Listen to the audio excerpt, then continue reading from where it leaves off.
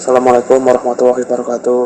Saya perwakilan dari kelompok 2 akan mempresentasikan hasil diskusi dari kelompok kami yang beranggotakan 1. Ahmad Muhtara Ali, NIM 65, 2. Silvi Elvina Putri, NIM 47, dan Dadang Ruswanto, NIM 48. Indonesia terkenal dengan negara agraris dikarenakan mayoritas penduduknya memiliki mata pencaharian sebagai petani. Selain itu, Indonesia hanya memiliki 2 musim dan beriklim tropis, sehingga tanah di Indonesia sangatlah cocok ditanami dengan berbagai macam tanaman yang sangat dibutuhkan negara lain.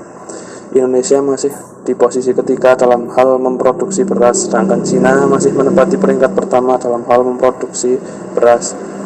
Tetapi mengapa Indonesia belum bisa menjadi penghasil padi nomor 1 di dunia, padahal mayoritas penduduknya bermata pencaharian sebagai petani? Faktor-faktor yang menyebabkan Indonesia tidak menjadi penghasil beras nomor 1 di dunia. Yang pertama adalah luas lahan pertanian yang berkurang karena banyaknya daerah lahan yang dijadikan sebagai perumahan atau perkomplekan elit. Badan Pusat Statistik BPS mengeluarkan data pada tahun 2018, luas lahan pertanian 7,1 juta hektar. Jumlah ini turun dibandingkan 2017 yang masih 7,75 juta hektar. Faktor luas lahan yang berkurang ini dapat mengakibatkan produksi beras Indonesia akan menurun. Banyak faktor yang dapat membuat luas lahan pertanian berkurang. Salah satunya adalah banyaknya daerah lahan dijadikan sebagai perumahan atau perkomplekan elit.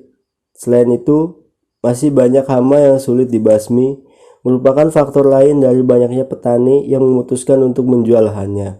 Yang kedua adalah SDM yang tiap tahunnya semakin berkurang karena sedikitnya orang yang ingin menjadi petani. Selain luas lahan yang berkurang, masih ada lagi hambatan Indonesia untuk bisa menjadi negara pengekspor beras nomor 1 di dunia, yaitu faktor sumber daya manusia.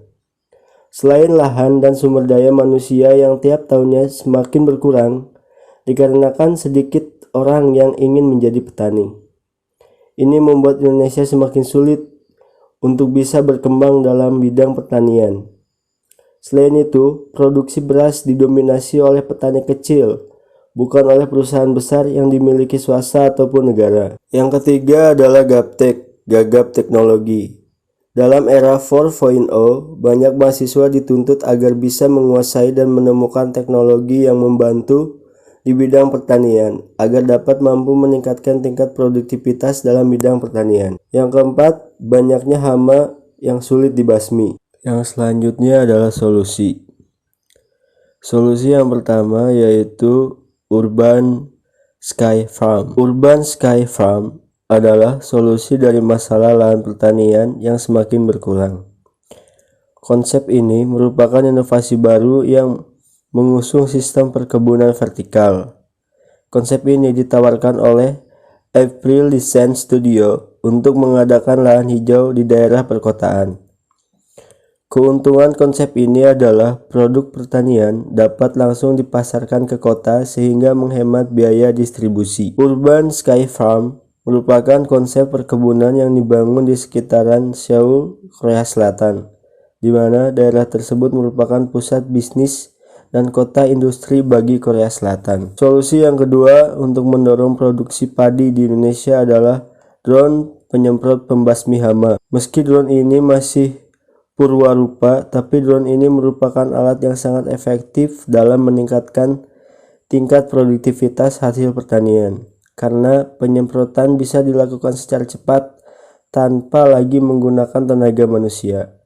Alat ini pun bisa menjadi investasi bagi para petani 4.0 dan sangat menguntungkan karena tidak perlu lagi membayar upah para pekerja.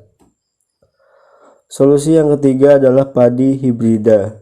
Padi hibrida adalah padi persilangan dua varietas yang berbeda, sehingga padi ini bisa dikatakan padi yang sangat sempurna karena mampu memproduksi 2 kali lipat dari padi biasa. Namun padi ini masih sulit dikembangkan di Indonesia.